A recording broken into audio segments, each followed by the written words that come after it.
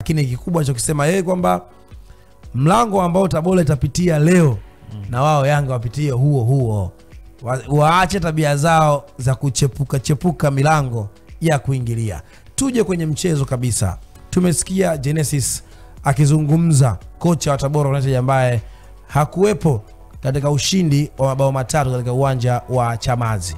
Leo kocha upande wa Tabora ni mpya, upande wa Yanga ni mpya, lakini kocha wa Yanga akisema kwamba hata timu yoyote kubwa inapoteza mchezo. Ni sahihi kabisa. Unaiona mechi hii, unaitazama kwa namna gani bwana Ramsey? Ni mechi ambayo imegubikwa na vitu vingi sana. Cha kwanza ni ule utashi wa mechi kwa pande zote hizi mbili. Ukizingatia au ukirejelea kile kilichotokea katika mchezo wa kwanza ambao umefanyika katika uwanja wa Azam Complex, ambao Yanga walipoteza mechi kwa kufungwa goli 3-1. Offense Kola akajizolea umaarufu nchini ambao umemweka kwenye daraja alilopo sasa hivi, mmoja wa wachezaji wazao ambao wamezungumzwa sana kwa msimu na wanaangaliwa sana. Offense Kola kilichompa umaarufu kufika pale kuipandisha ile skeli yake ni mchezo dhidi ya Yanga. Lakini unakuja kuangalia Tabora bado wana ile confidence kama tuliweza kwenda kushinda ule mchezo tukiwa katika ardhi ya Tanzania, lakini katika mkoa wa Dar es Salaam ambako ni ngumu kuifunga Simba, ni ngumu kuifunga Yanga. Sisi tumeenda tumepata matokeo pale. Wanakuja katika uwanja wetu wa nyumbani, tunatakiwa kufanya kile tulichokifanya kule ili tuendelee kuuzilisha umma wa Tanzania na umma wapenda mchezo wa mpira wa miguu kwamba haikuwa bahati mbaya kwa kilichotokea pale. Lakini unakuja kuangalia Yanga wenyewe upande wa pili huku, Yanga wanataka kurekebisha kwa sababu wamekuwa na rekodi ya kufungwa na timu zile ambazo mara nyingi zinajirudia. Kuna kipindi hapa katikati ilikuwa ni ngumu sana mchezo wa Yanga dhidi ya EF, hasa wanavyoenda pale Mbalali Estate. Watu mpaka timu. Walikuwa wanakutana na wakati mgumu sana. Na ikawa ni kama kawaida, EF akawa amezoea Yanga akienda pale lazima atadondosha point. Anaangusha huku naye anakuja anachukua huko. Yaani kwamba nyumbani kwangu nakupasua na mimi nitapasukia kwako. Kwa Yanga wanahitaji kurekebisha hilo, yasiwepo yale mazoea ya muendelezo kama kilichowahi kutokea kwa upande wa EF. Wamepoteza mchezo dhidi ya Tabora, wanacheza tena na Tabora leo. Wanahitaji kurekebisha lile. Na wanaenda kurekebisha hilo kwa kufanya nini kiwanjani? Kwa kufanya yale ambayo yanakuwa sahihi kwa ajili ya wao wapate matokeo. Mchezo ambao Yanga alipoteza ule mchezo wa kwanza dhidi ya Tabora United, Yanga alikuwa na wakosa baadhi ya wachezaji wake kwa sababu ya majeraha, akawa na wakosa wachezaji wenzake kwa sababu ya kuwa na kufungiwa michezo, kwa sababu ya kuwa na kadi nyekundu na kadi za njano ambao zilikuwa, lakini pia walimaliza mchezo wakiwa wako pungufu. Ukiacha kuwa pungufu, wachezaji wakawa wanacheza katika position ambazo sio position zao. Ikumbuke Ardi Aucho katika ule mchezo alienda kumaliza kama center back, kitu ambacho hakijazoeleka katika mpira wa Tanzania na mpira wa East Africa kwa ujumla, kwa sababu Ardi Aucho yeye alishajizolea sifa ya kuwa mfalme wa eneo fulani, hawezi kufanya katika eneo lingine.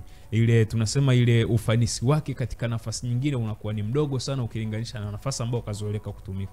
Yanga wanaelekea katika huu mchezo, wana yale matamanio, tunasema ile spirit ya wachezaji inaonekana ipo juu na benchi la ufundi linaonekana ipo juu, lakini ambacho kinachagiza zaidi ni zile milioni 60 ambazo mkuu wa mkoa kaziahidi kwa upande wa Tabora kama wataushinda mchezo. Ujue inafika, mimi naupenda utaratibu ambao wanaenda nao sasa hivi Pamba Jiji, kwa sababu Pamba Jiji hizi pesa za motisha ziko kwa kila mchezo sasa hivi. Ni kwa kila mchezo, sio michezo ambao wanachagua kwamba huu mchezo tutaweka hii afu mchezo mwingine hauna hela ya bonus. Lakini mheshimiwa alisema ile fedha alihifadhi baada ya mchezo wa Simba. Baada ya mchezo wa Simba imehifadhiwa ile pesa. Ndio kwa nini hakuweka katika mchezo wao wa Kagera Sugar wa CRDB?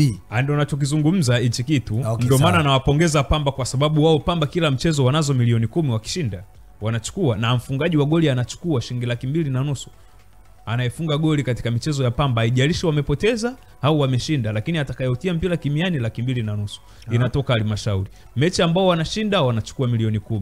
Mechi ambao wanatoa sare wanachukua milioni 5. Kwa michezo yote sasa hivi tokea Fred Felix Minzro Baba Isaya Katalai ya Majeshi aingie kama kocha mkuu pale, Jiji wamekuja na utaratibu ambao ni mzuri, unaweza kaangalia kwa kiasi fulani umeisaidia kuiboost Pamba, kuitoa kule darajani chini kabisa ambapo walikuwepo mpaka sasa hivi katika position ambazo wanashinda michezo yao, wanatoa sare katika viwanja vigumu, kitu ambacho kinakuwa ni advantage kwa upande wao. Unavyokuja kuangalia timu nyingine, hizi bonus zimekuwa zinatokea upande anakocheza na Yanga, anakocheza na Azam, anakocheza na Simba, ambako wanaamini ni mechi nyingi. Yes, tunajua hizi ni michezo ambazo wachezaji wanaenda kujibrand, kujiuza. Nimeanza na mzungumzia offense scorer, biashara yake ameitengeneza vizuri alipokutana na Yanga raundi ya kwanza. Ukitoka kuangalia Yanga sasa kwamba wao wanaenda kufuta ile historia mbaya ambao walikuwa nayo, lakini unajua tunaizungumzia Yanga ambao wana historia bora sana, wana rekodi bora sana kwa msimu huu. Katika viwanja vyote vya ugenini ambavyo wameenda mikoani, Yanga hajapoteza mchezo wote ule mpaka sasa hivi. Leo pia anacheza katika uwanja wa ugenini tena akiwa mkoani, kitu ambacho kinakupa ule yani ile tunasema ile possibility kwamba Yanga wana uwezo wa kwenda kupata matokeo. Njoo angalie Tabora United, mabadiliko ya benchi la ufundi.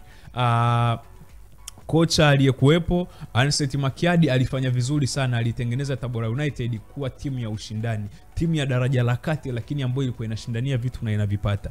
Alitengeneza uti wa mgongo wake mzuri kupitia kwa golikipa wao Masaranga, lakini unakuja kumzungumza mtu kama Nelson Munganga, unakuja kumzungumza Yakuba Sone, lakini Erietie Makambo, na pembeni ya kiwanja ambako ulikuwa unaenda unamkuta yuko mchezaji offense scorer, na sasa hivi wanaongezeko la akandwa nao katika ule upande mwingine. Kwa hiyo winga sasa hivi bado wapo, lakini wanaopaleti sio kwa ile level ambao walikuwa wanaopaleti chini ya Makiadi. Unakuja kuangalia Tabora United wamepoteza wachezaji wawili muhimu kwenye kikosi chao. Anaondoka Hussein Masalanga kwenye kikosi cha Tabora. Sasa hivi unaweza kaangalia idara ya goalkeeping, wana goalkeeper mpya ambaye anadaka sasa hivi katika ile milingoti, lakini pia wapo wakina Mandanda ambao bado wapo kwenye kikosi, hawapo katika ile level au katika ule tunasema ule ubora au kiwango alichokuwa anakionyesha Hussein Masalanga pale. Lakini unakuja kuangalia moja ya watu ambao walikuwa na operate kwa level ya juu, wanafanya vitu vitokee ndani ya Tabora United, huwezi kuacha kulizungumzia jina la Yakuba Sonya. Yakuba Sonya yuko injured, ambapo mpaka msimu unaisha hataonekana akitumika katika michezo ya Tabora. Huyo Tabora walishamaliza, wamenao hapo kwa upande huu. Kwa kuna shimo ambalo linatokea kwa sababu hawana mtu ambaye ana uwezo wa kuidrive team kutoka chini kwenda juu, lakini pia kufanya pressing kama alivyokuwa anafanya Yakuba Sonya. Ana idadi kubwa ya magoli ya kufunga, ana assist nyingi, lakini mara nyingi unakuta movement za Tabora United kupata magoli, mpira wa pili kwenda kwa mgusaji wa pili, anayemgusia mtu anaweka mpira kimiani, unakuwa umetokana na ile jitihada au juhudi aliyokuwa anafanya Yakuba. Sasa hivi yupo kwenye kikosi. Unakuja kuangalia ubora wa Erietie Makambo, kila mmoja anajua yes, anaweza akaruka, akatwinko kulia, akatwinko kushoto, akadesh, akapiga na miguu yote. Ana uhatari wa namna hiyo kwa sababu ana experience kubwa, ni mchezaji ambaye alishajitengenezea daraja, ana uwezo mzuri wa kufumania nyavu. Lakini kaangalie fullback wa pembeni, Chigozi anakokuwa anacheza, namna anavyo operate, unaangalia leo anaenda kukutana na ushindani gani. Clement Mzize upande wa wings au Maxim Pia Nzengeli, Pacome Zouzoua pia upande mwingine. Kwa Yanga wana luxury hiyo ya kufanya hivyo vitu sasa hivi, na ikizingatiwa kwenye safu yao ya ushambuliaji kuna ongezeko jipya ambalo kwa kiasi kikubwa katika hii michezo miwili mchezaji mwenyewe anaonekana kaanza kuipata ile confidence, ile amu ya kucheza mpira imeanza kurejea kwa Jonathan Kangarobo. Kafunga mchezo wa kirafiki dhidi ya Singida Black Star, kaja kafunga katika mchezo Songea wa FA dhidi ya Songea.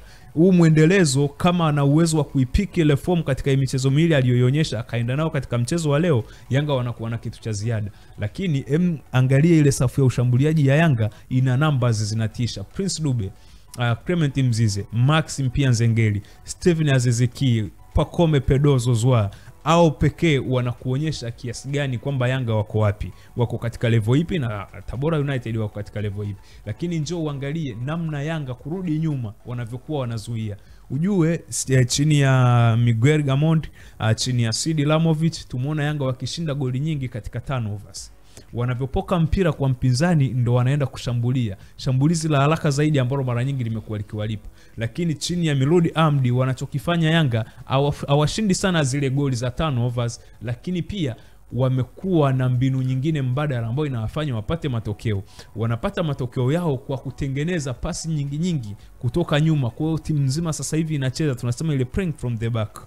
wanacheza kuanzia nyuma katika mtiririko ambao ni sahihi na inaguswa kila kordo ya uwanja, unakuta Yanga wanaenda kunufaika. Wananufaika vipi? Kwa sababu wana wachezaji ambao technical wana uwezo mkubwa sana ndani ya kikosi cha Yanga. Yani una runners ndani ya kikosi ambako unamkuta Clement Mzize, unamkuta Maxim pia Nzengeli, wana uwezo wa kukimbia umbali mrefu na mpira. Lakini bado tunasema wale technicians. Una technicians ya aina ya Pacome Zouzoua kiwanjani, una technicians ya aina ya Steven Aziz Ki kiwanjani, lakini una poachers ambaye yeye ana uwezo wa kukaa kwenye box akafunga, lakini akatoka nje ya box akatengenezea wengine wakafunga. Prince Dube. Kwa hiyo Yanga wana silaha nyingi, tunasema zile za kuwafanya kupata matokeo, za kuwafanya Yanga wapate matokeo mbele ya Tabora zipo nyingi kuliko zile ambazo wanazo Tabora. Na kingine cha mwisho zaidi nimalizie kuhusiana na hili hapa, unakuja kuangalia kocha mpya Genesis Mang'ombe. Ndani ya siku 2 siku 3, kwa imani yangu mimi siamini kama anaweza kawa ameweka kitu kipya zaidi kwenye kikosi.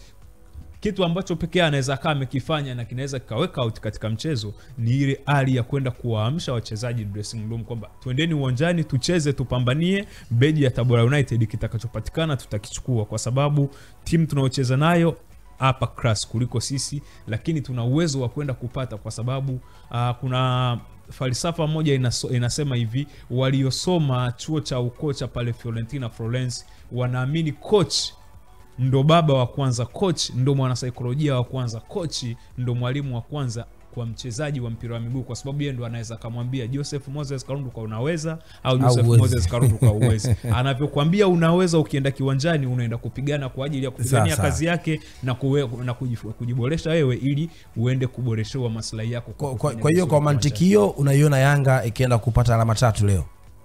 Kwa kiasi kikubwa katika uzani ukijaribu kuzingatia vitu vingi inakupa kukuonyesha, kwa sababu nimewaona vizuri Tabora United, najua namna ambavyo wanaoperate system wanaotumia kucheza setup yao, vile vile kwa upande wa Yanga inanionyesha, na hizi mbio za ubingwa hizi naitegemea kwamba tunaelekea ni michezo ya mwisho ya kufunga ligi kuu. Hii tofauti ya alama 1 baina ya Simba na Yanga iliyopo inakuonyesha kwamba Yanga wako pale wanaenda kupata matokeo ya ushindi. Sawa.